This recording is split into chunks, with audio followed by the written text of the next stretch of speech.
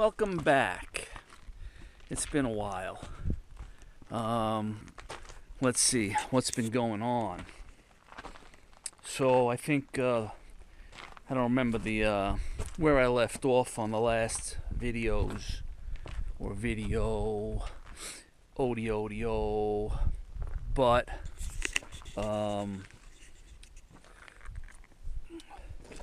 let's see. So I think I left off with the bucket teeth drama. So the bucket teeth shanks did not fit. I called the people that made them for me, informed them of the problem. Oh, look, rabbit. Let's see if he comes out.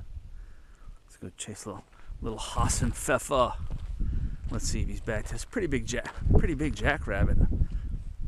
Considering, let's see. Here, rabbit. There he goes. Boom, boom. See him? See, there he is. Can you see it? Hopefully you can see it. So I called them, informed them of the problem. They're a little mystified about what could have went wrong, and told the guy I would try to go buy a grinder and see if I can grind them down to make them fit. I brought him to the fabricator, who I had make the second pair of overhang hooks that I cut off, but I haven't put them back on yet. I went to him and he said, yeah, no way, maybe machine shop. And at that point I'm like, yeah, well, you know, that stuff is forged, cased, hardened. I hit it with a 7-inch grinder, and basically all I did was polish it. I took off like no metal whatsoever.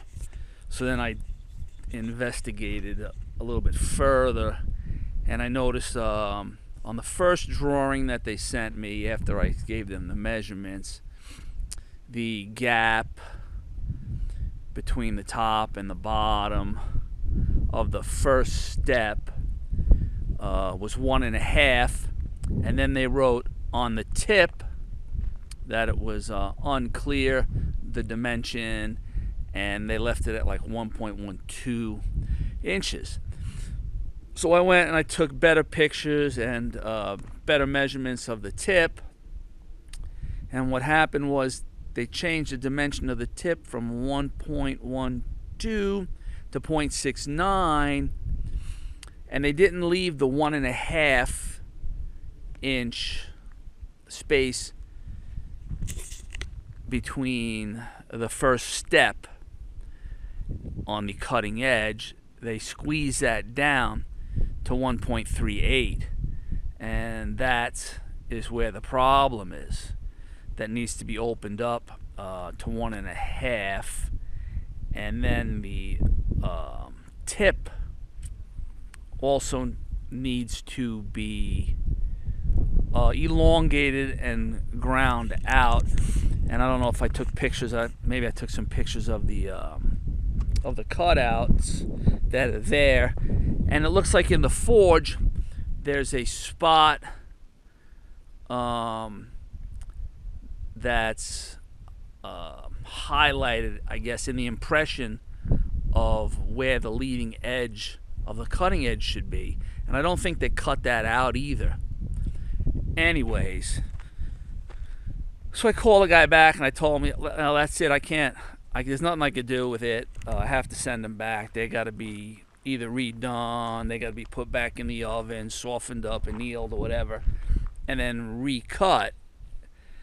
And so he's like, yeah, but the measurements. And I said, well, don't worry, I'm gonna make a mold of the cutting edge, and I'll send you a mold of the cutting edge. This way, this one, it should be exact. And I should have did that in the first place. And I know I was gonna get screwed, because I always get screwed when I do stuff like that. It never comes out right. But now I'm way behind the 8 ball in my plan here. It's like the end of the first week of October. It's still 102 degrees out, and I should have had an 8-foot hole by 40-foot hole here, and I should have been ready to excavate the footings, and I should have had the rebar in, and so I'm extremely behind schedule. Not on top of the fact that I blew the transmission in the bed and breakfast hauling in that generator. And then that turned out to be a goat rope, because when the guy rebuilt it, something happened, and on Friday I went to go pick it up, and they dropped it off the lift, and they went to drive it, and it didn't shift right. So I had to leave it there again for the weekend, meaning I had to keep the rent-a-car a little longer. And fortunately, I just went down to my folks' place, so I didn't have to spring for a hotel because it was my regular days off.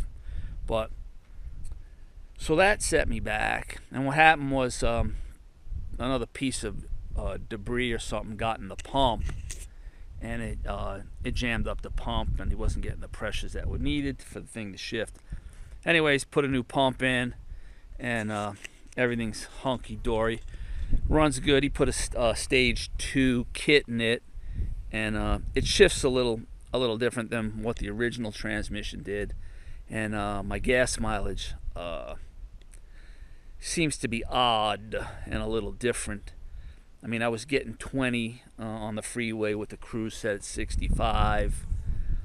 I got like 1 or 2 tanks where it said I got 23, and then I got like 4 or 5 tanks where it dropped down to the low of 15.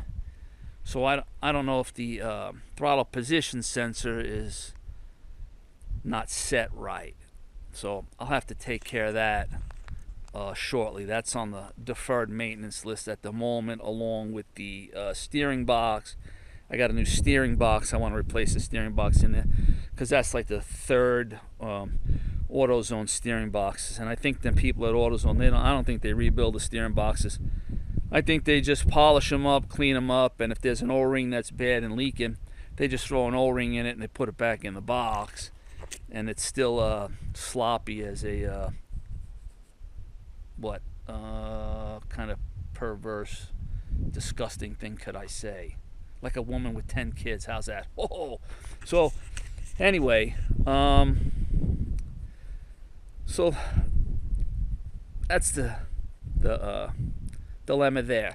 So anyway, since I need to excavate the holes, I've been looking for a long time for an excavator, and I can't find one at a reasonable price. They just insanely overpriced. It's like the bigger you go, the cheaper they get, but then the expensive shipping it is just out of hand, right? And then the smaller you go, the more expensive they get, right? And I'm looking, you're looking at some of that stuff. It's like $1 a pound, right? So if it's a 18,000 pound excavator, right? They should be going for $1 a pound, but the 18,000 excavators, they're going for like $2, sometimes $3 a pound, and that's like insanity, right? And then you go lower to the little smaller ones, and they're twice as expensive, right? So finally, I found one that was a little beat up in Flagstaff, Arizona. So I figured, okay, well, on my way down to my folks, I'll stop and take a look at it, and see how bad it is, right? It was actually pretty beat up. Oh well, let me show it to you.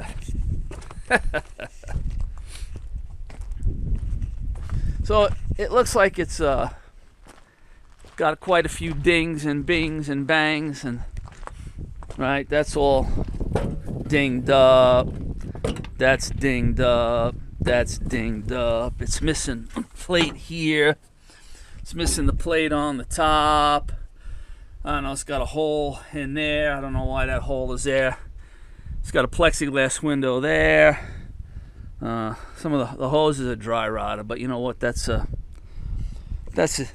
are easy fixes, the hoses, as long as they don't burst and drain the whole reservoir, right? It's got a bit of a leak on the gland there, but when I drove it in, I put a rag on the bottom there, and the rag didn't get soaked, so I'm assuming that only certain positions is where that gland nut's got a leak in it, and I'm not too excited or too worried about that. And the bucket pins are shot. They're completely shot. I spent couple let's say almost 3 weeks surfing online for an American website that has case parts. You'd figure they show the illustrated parts catalog, get the number, click on the add to cart, boom, and you're on your way. But everybody wants a quote. Oh, send in the part numbers for a quote, and then we'll send you back a quote, right? So I finally found a website in Brooklyn. Said they were in Brooklyn, New York. So I went there and I went through the IPC that I bought, and I wrote all the part numbers down. And I sent it to them, and there's some kind of I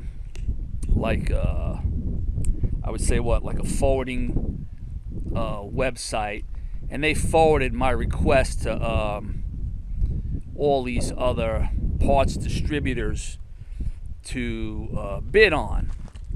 So the next day I got a couple bids from some people that had only 4 or 5 of the parts I want, 2 or 3 of the parts I want. But the pricing was what I consider out of hand, right? Then I got a full list of everything I wanted from a Chinese place in China, and the shims were $1. On the other places, they wanted $8 to $16 for the shims. That's an insane markup, right? $1 to $16. So basically, I said, oh well, I'm not gonna go with the $16 shims. That's out of hand, right? And I continued my search, and so I called the local case dealer here in Las Vegas. I locked the door, and I talked to the guys, and I emailed them my parts request. Right, so I gave them my name and my serial number of the machine, and they told me, yeah, it's Tier 2, manufactured November of 2003, which I was told it was a 2003. Here's the thing is, when I called their salespeople before I purchased the excavator, I got some woman there, and I asked her, yeah, I got a serial number for a case that I'm looking to purchase. I was wondering if you can give me some information on the year when it was manufactured, right? And she gave me a song and dance and and then kind of like brushed me off, right? So I wasn't too happy about that. So I went directly to the parts department, and I asked the guy in the parts department, hey, there's my name, here's the serial number. He says, yeah, well, you got, you email me the parts, and I'll let you know if we have them in stock, what's available, and the pricing. Okay, so I emailed them the list, and half hour or so go by, and they email me back, oh, what's your name, what's your address, what's your social security number, how many inches you got, right? It's like, yeah, I don't know, what's with the data mining? There's nobody do cash accounts anymore, right? Just put in the computer cash account, right? Ring up the quote, and then fire me back a number. What's with the data mining? So that kind of annoyed me, right? Because well, now we're wasting more time. You should have told me that in the beginning, right? Hey, before we get off the phone, let me enter your name, number, serial number, and stuff in the computer. This way, I can get you a quote, because that's the way our system works, right? So anyway, so I fired back an email because I was annoyed. Hey, you know, what's with the data mining, right? Just run the quote with my name. You got my name. You got the serial number of the machine. Like, you know, what more do you need for a quote, right? So they fire back, you know, oh yeah, well, that's the way our system works. I can't do that. We don't do cash accounts. So I think to myself, you know what? If you wanted the business, why don't you put the address of the fucking store, right? Dan, serial numbers, machine, and the address of the store. There you go. Now you satisfied their data, right? And just ring the quote. So I said, you know what? Forget it, dude. I'll go elsewhere. I'll get the parts elsewhere. You know, there's 1,000 of other fucking places out there. I might not like the price that they're giving me, but you know, if I just have to put my credit card down, click a couple buttons, and the shipping address, you know, that easy peasy. That's what the web was supposed to be about. It was supposed to be about easy peasy, connecting people all over the world for information, to purchase stuff, right? But now it's become data mining, because now they want to sell. They want to grab your information, and now I got info, I'm going to sell it, right? It's just disgusting. Anyway, I'm on a rant. But so I found a website right off the bat when I first started the search in England, and I'm like, I really don't want to, you know, go overseas. I really don't want to go to the Chinese market to get the stuff either. I'd like to buy it in-house, because in-house, if they send it to me in-house and there's something wrong with it, it's easy peasy. Just put it in a box and send it back, right? Now if I got to deal with shipping the stuff back to China, or it ain't right, I got to ship it back to London, then it ain't right. That's just more aggravation and more downtime. Downtime. And I got too much downtime. Of course, some of it is my own fault. Yeah. Dumbass, you pushed the truck. You shouldn't have pushed the bed and breakfast. You should have chilled out and relaxed, and you probably wouldn't have had no problems. But I didn't do it, so I'm a dumbass, and I paid for my mistakes. $3,900 plus hotel room plus rent-a-car. Do the math, right? And people don't remember verbal consequences. They remember pain and then the emptying of the wallet. So I remember the emptying of the wallet, and that's not going to happen again. So I went to that English website. They had a picture with arrows pointed to the pins, and they were numbered. Click on the part box, and it says which item you want, item 8, and then it opened up another box underneath it. It said, what do you want? You want the pins, you want the bushings, you want the shims, you want the seals. Boom, pin, click, add to cart. Boom, bushing, add to cart. Boom, seals, add to cart. Boom, shims, add to cart. Boom, add to cart, add to cart, add to cart. They had everything I wanted except for the 2 bushings on the top of the H-link, right? And in there it says, if you want this, you go to a French dealer in France, or there are other options. Email us. So I placed the order, $609 delivered.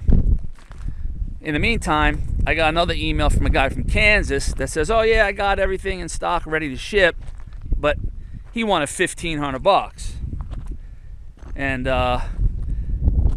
in his thing it said unit price. So does that mean for each unit? Because some of those parts, there's 4 items, right? So is that unit price? So it's $16 for a shim. So I need 4 shims.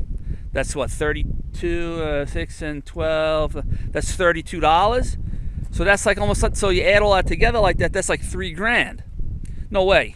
No way is that happening. No way am I coughing out $3,000, right? So I went to the English place, did the bing, boom, sent them an email. Of course, I did it at what, like 8, 9 o'clock our time, and they're 5 hours difference. So I had to wait in the morning. In the morning, boom, I get 3 emails. Hey, yeah, if you're in France, you go to our French people. Oh, another email. Oh, just realized you're in the U.S. Yeah, if you want the shims, I don't know why the website didn't show them, but I have them. And the seals we don't have. That'll take us 4 days to get. Okay, I'm down. The beast is down, right? I can't dig any holes anyway, so another 4 days for me is not going to make a difference at this point, right? So I fire back an email. Yeah, add everything, send me an invoice, and ship the whole order when it's complete. Easy peasy, right? Easy peasy. Boom. 15 minutes later, I get an invoice. Boom. I pay it. The only, not drawback, but the only issue there was that they didn't take the American Express card. I had to use my Visa. And of course, I rarely use the Visa. I just have that for people that don't take the American Express card. And of course, when I hit the button to buy it, boom, I got a fraud alert. Here we go, right? So I wait a couple seconds. I get a text message. I say, yes, that's me. And then they say, okay, you go back in it. Thank God the website did not bump me out of the cart. All it did was give me a pop-up and say, hey, your credit card has been declined for a fraud alert, which is beautiful because I think I had like 14 items in there, right? And that would have just been pissing me off. I'd have been pissy. I didn't need a candy bar, you know. So I enter the credit card information and again, boom, click it, goes through, right? Easy peasy, not a problem. So now I'm up here, and of course this excavator has got some leaks. Now I thought when I was driving it in, right? I thought when I was driving it in, I had stopped and let's see, looked in here. Right? I looked in here because it was leaking, and I see that they have these blue and green wires on here, and I'm sure that's for the guy that was working on it, so he knows what system this line goes to. So I open this up and I'm looking around and I look at the fuel water separator here, and this float is like up here and it's like chunky brown and green in there, and I'm like, ooh, that's not healthy.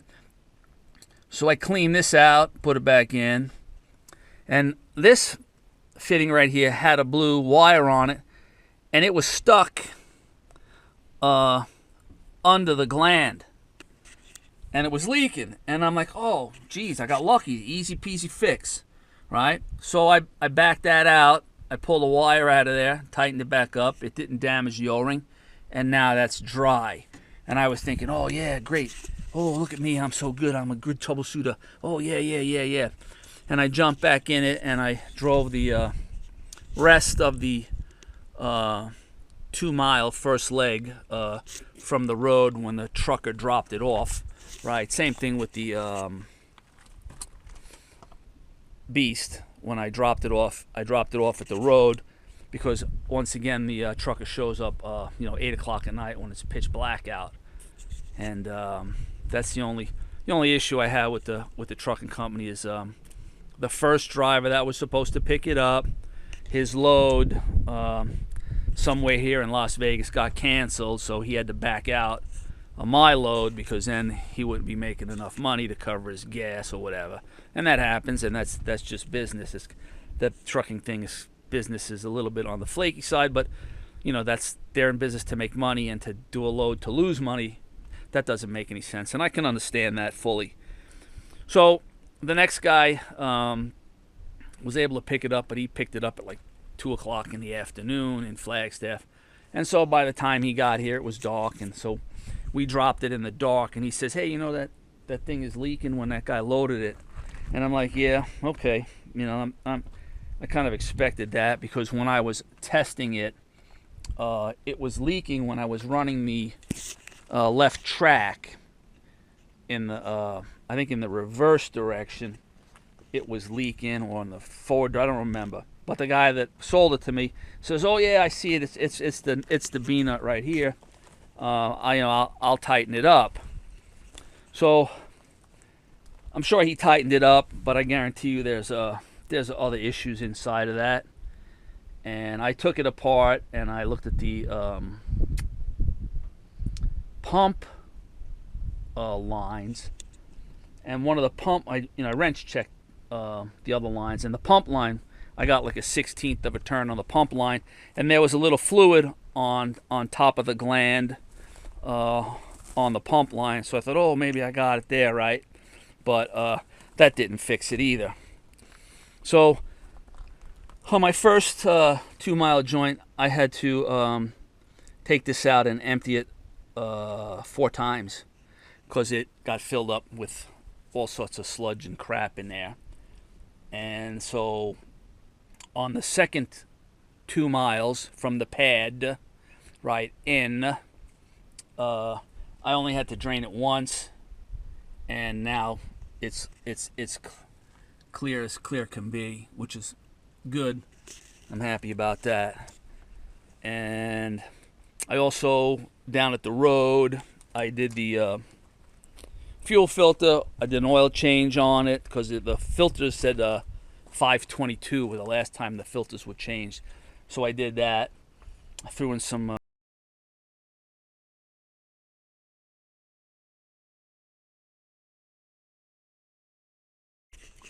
okay, so I talked for 28 plus minutes on that one, and it killed the battery. Yappy, yappy, yappy, yappy. But, and I'm thirsty too now from yapping.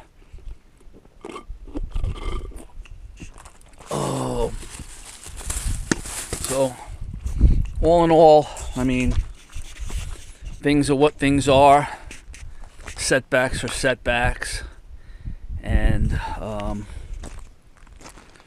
so hopefully, in another week or so, I'll have all the parts to pull that apart.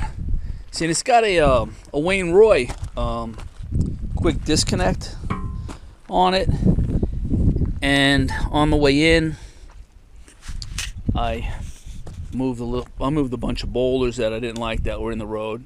Right, easy peasy with the excavator, right? Because the beast can't dig down. So I was operating it, and the bucket fell off. Right, and I'm like, oh, what the? Now you're like, now what? Right? What kind of crap is that about? You know? And so what happened was the secondary pin. I guess it had a piece of bent rebar in there, a bent bolt like that in there, right? And that fell out, and then the pin fell out. So nothing catastrophic. So I got to take that pin with me next time I go into town, and I got to get a secondary locking pin for it, right? And then the bucket, it's got the teeth are shot on the bucket, right? That's shot on the bucket, and then I got this crack, so that'll have to be welded. So next week, hopefully I can get all the filters, all the hydraulic lines, and the leaks all fixed this weekend, because my trading buddy is taking a 2-week vacation, so I got to cover his time. And so next week, what I gotta work gotta work four. I gotta work 8 doubles in the next 2 weeks, and that's gonna be cool. Yeah, not too excited about it, but then on the back end, I'll get that back. And then when I get that back, I have to, I got to make a run to Boise. I got to drain the water in the pipes in the palace for the winter. I got to pick up my welders. I got to bring my generator arc welder down here so I can fix that bucket. And then I can weld those hangover brackets back on the bucket, right? I gotta do that, and then the deferred maintenance on the bed no breakfast has got to get done. So I'm hoping that the weather is still warm right? I mean, it's 102 here still. It's going to be 102 for another 2 weeks, according to what they're saying on the Weather Channel there, which is I just had enough. I had enough of the heat, dude. I'm just baked, right? I'm just baked. And of course, I go up to Boise and it'll be frigid, and I don't have any wood stockpiled for the stove, right? Just the way everything goes, right? And then I need to get out of that place in Boise altogether. So as soon as I get the hole dug and the pads in for the foundation and whatnot, boom, hopefully things are gonna move a little faster, right? So anyway, so that's a good 30 minutes of jabbering, right? So I need to get something accomplished, and I think I bought a gallon of Bondo to make the molds for the leading edge. I think I'm gonna do that tonight. It's kind of late in the day. I got maybe how many fingers? 1, 2, I got 5, maybe 5 fingers before the sun sets. So I should be able to do that. I gotta get some grease and put some grease on this area here and on the bottom. This way the Bondo doesn't stick. Or maybe I should actually use some packing tape too. I think that might be better if I just put packing tape on there. So anyways, all right, let me get something accomplished here. All right, see you in a few.